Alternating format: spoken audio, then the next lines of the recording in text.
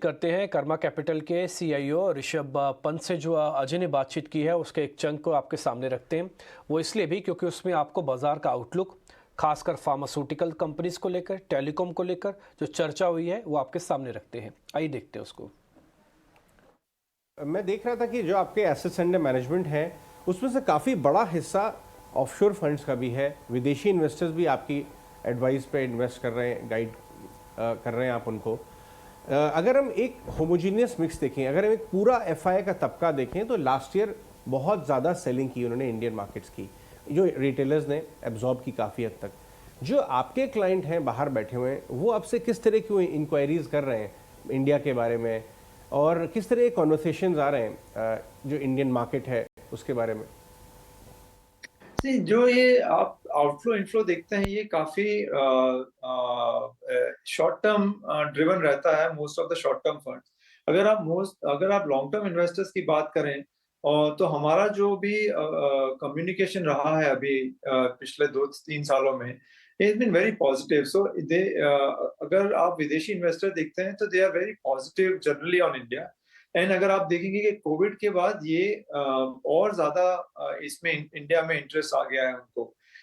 Only thing is कि ये long term investors हैं, इनको आप अगर वो आज भी ये चीज के लिए देखना चालू करते हैं या अपना प्रोसेस चालू करते हैं इन्वेस्टिंग का, इनको 3-6 सब कम समटाइम 12 महीने से भी ज्यादा लग जाता है before they actually start investing money. So मेरे हिसाब से इंडिया इंटरेस्ट काफी है विदेशी इन्वेस्टरों में, और ये धीरे धीरे आपको ये ट्रांसलेट होता दिखेगा in the markets, flow money flowing into the markets over the next many years. Rishabh, अब कुछ स्टॉक्स के बारे में बात करते हैं। मैं देख रहा था कि आप फार्मा पे बहुत ज़्यादा बुलिश हैं इंडियन मार्केट में। तो जो हिस्सा अगर हम दो में डिवाइड करें, एक तो domestic side of the pharma है और एक export side of the pharma है, जेनरिक एक्सपोर्ट्स। आपको कौन सा हिस्सा पसंद है और क्यों? किस तरह की अर्निंग्स ग्रोथ आपको इस यूनिवर्स में दिखती है जो आपको पसंद है, जो mostly domestic centric pharma side है? हमको डोमेस्टिक सेंट्रिक फार्मा साइड ज्यादा पसंद है बिकॉज ये ज्यादा स्टेबल है।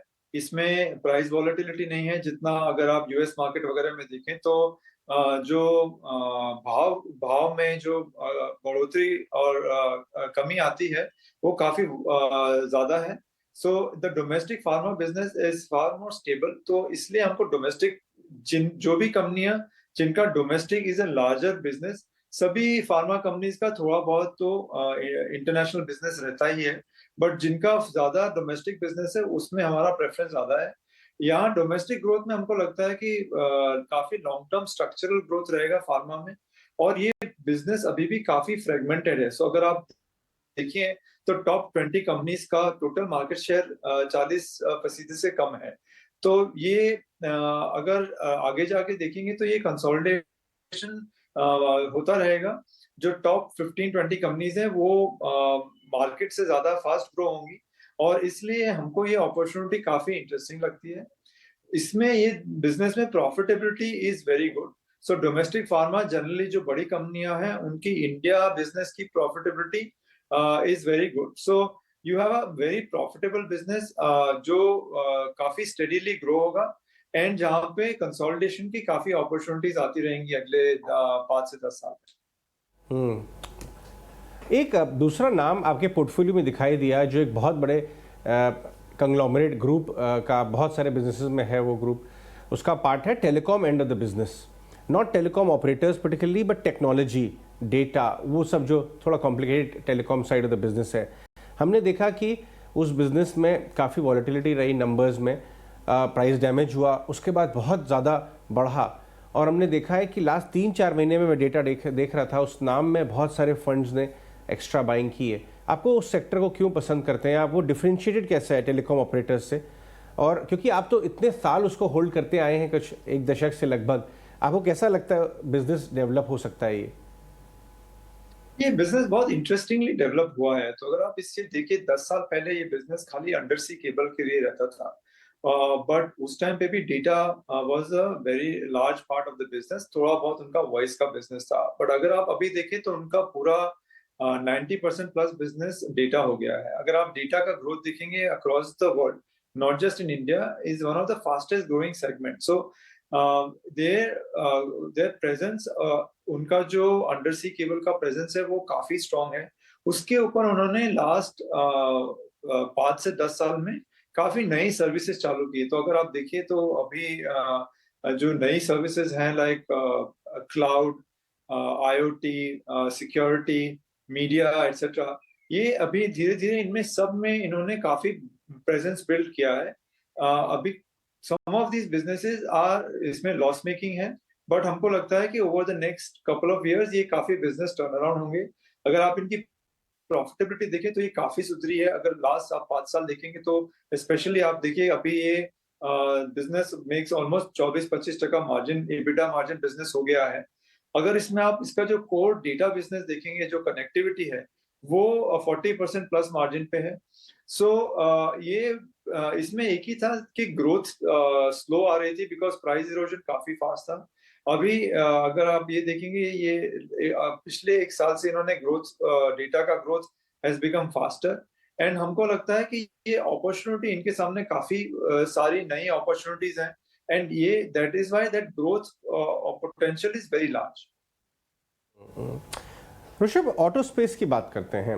जो जो जो साइड ऑफ द बिजनेस आपको ऑटो स्पेस से पसंद है, वहाँ पे लग्जरी सेल्स है, ओवरसीज सेल्स, चाइना प्ले, उसमें सीवीज है और ईवी भी है, और कहीं ना कहीं पैसेंजर व्हीकल साइड पे उन्होंने डोमिनेंट पोजीशन कर ली है बहुत सरप्राइजिंगली लास्ट कुछ सालों में आपको। बट ये स्टॉक बहुत ज़्यादा नहीं किया, 550 पे टॉप हुआ था पिछले साल, फिर कंसोलिडेशन में चला गया।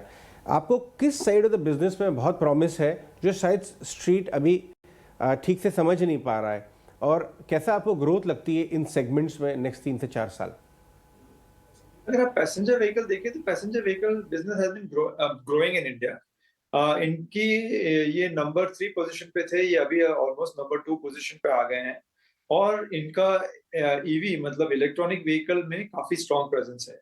और इलेक्ट्रॉनिक व्हीकल वो सबसे तेजी से ग्रो हो रहा है सेगमेंट ये पीवी बिजनेस में। सो हमारा एक है कि आपका नंबर 2 पोजीशन अगर हो गया पीवी बिजनेस में, और ईवी जिसमें सबसे तेज ग्रोथ आ रही है उसमें आपका नंबर 1 पोजीशन है, तो यहाँ पे एक बहुत बड़ी अपॉर्चुनिटी ओपन अप हो रही है इनके लिए अगले 5 से 10 साल में। इन्होंने एक विदेशी इन्वेस्टर इनमें काफी लार्ज इन्वेस्टमेंट किया है इनके ईवी बिजनेस में, और ये अगले 3 से 5 साल में हमको लगता है कि ये कम से कम 3 से 4 गुना ये ग्रोथ हो सकता है ईवी बिजनेस में, इनका जो करंट बिजनेस है उससे। सो उनका जो पूरा पीवी बिजनेस है इंक्लूडिंग जो इलेक्ट्रिक व्हीकल बिजनेस है, ये पूरा will grow very fast, end of course उनका मार्केट शेयर 4-4.5% था करीब 3 साल पहले, अभी ये 14% हो गया है। सो ये मार्केट शेयर उन्होंने काफी गेन किया है पिछले 3 सालों में, एंड यहाँ पे हमको ग्रोथ अपॉर्चुनिटी काफी स्ट्रांग लगती है।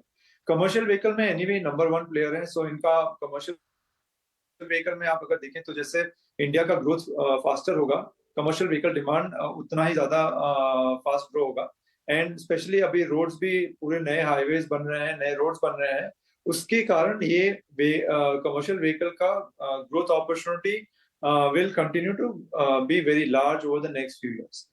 अभी इनका जो इंटरनेशनल बिजनेस है जहाँ पे ये प्रीमियम गाड़ियां बनाते हैं, वो business last year was difficult because इनको सप्लाई चेन के इश्यूज थे, इनको सेमीकंडक्टर्स नहीं मिल रहे थे, जिसके कारण इनकी प्रोडक्शन लाइंस वे स्लो। वो प्रॉब्लम धीरे धीरे रिजॉल्व हो रही है, और 2023 में ऐसा लगता है कि ये कम्प्लीटली रिजॉल्व हो जाएगी, एंड जिसके कारण इनके जो प्रोडक्शन है वो कम से कम 20 से 25% इफ नॉट ज्यादा बढ़ के आएगी 23-24 फाइनेंशियल ईयर में। सो हमको ऐसा लगता है कि इनका जो लास्ट ईयर का प्रॉब्लम था लग्जरी कार्स में, वो सेमीकंडक्टर के कारण था, एंड वो जैसे से इश्यू रिजॉल्व हो रहा है, इनकी growth in that part of the business will also accelerate. So तीनों बिजनेसेस, इनका जो इंटरनेशनल लग्जरी बिजनेस है, कमर्शियल व्हीकल बिजनेस है, और जो India domestic passenger vehicle business है, तीनों बिजनेस ऐसा लगता है कि अगले 2-3 साल में काफी स्ट्रांगली ग्रो हो सकते हैं। जी, एक आखिरी सवाल मैं पूछना चाहूँगा, वो है मीडिया सेक्टर में। इंडियन मीडिया सेक्टर में हमने एक बहुत बड़ा कंसोलिडेशन ट्रांजैक्शन देखा, लेकिन at the same time data ये कहता है कि टीवी की रीच छोटे गांव शहरों में और बढ़ती जा रही है, और लोग टीवी व्यूइंग खूब देख रहे हैं। इनफैक्ट सिर्फ इसका मोड भी चेंज हो गया, थोड़ा डाइवर्सिफाई हो गया, अब टीवी मोबाइल पे भी देखा जाता है। वही कंपनीज ओटीटी भी बना रही हैं और स्ट्रीमिंग भी कर रही हैं और चैनल्स भी चला रही हैं। आप इस स्पेस में जो एक बड़ी लिस्टेड कंपनी है वो पसंद करते हैं, आपको क्या ट्रिगर्स दिखते हैं? क्योंकि ये भी स्टॉक बहुत टाइम से परफॉर्म नहीं किया, लेकिन इस बिजनेस में आपको क्या ड्राइवर्स नजर आते हैं आगे चल के? तो जैसे आपने बोला कि अभी टीवी कंज्यूम करने का माध्यम चेंज हो गया है। पहले के लोग बहुत बड़े स्क्रीन पर टीवी कंज्यूम करते थे। अभी ये आप छोटा, अभी आप मोबाइल फोन ले लीजिए या छोटे स्क्रीन ले लीजिए, बट कंजम्पशन तो बढ़ ही रहा है। अगर आप कोई भी मीडिया या एंटरटेनमेंट बिजनेस देखेंगे, तो अगर आप अक्रॉस पॉपुलेशन जॉनर देख लीजिए कि वृद्ध आदमी से लेके यंग आदमी, सब लोग number of hours they spend on the screen, whether आप मोबाइल ले लीजिए या टीवी ले लीजिए, ये बढ़ ही रहा है। इसमें कंसोलिडेशन जैसे जैसे होता जाएगा, वैसे वैसे जो कंपनियां, जो बड़ी कंपनियां हैं, उनके ability to leverage this proliferation of screen बढ़ता जाएगा। सो हमको लगता है कि मीडिया में ये बड़ी अपॉर्चुनिटी है।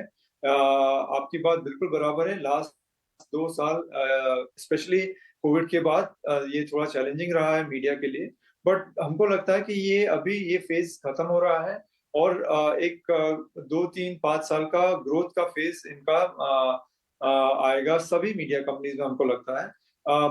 Bigger companies will benefit more, but across हमको लगता है कि जो भी मीडिया कंपनीज जो रीजनेबली स्ट्रॉन्ग ब्रांड्स हैं, उनको सबको, सब में आपको ग्रोथ देखने को मिलेगा। राइट, ऑलराइट ऋषभ, बहुत बहुत शुक्रिया आज हमसे बात करने के लिए और ईटीएन स्वदेश पे।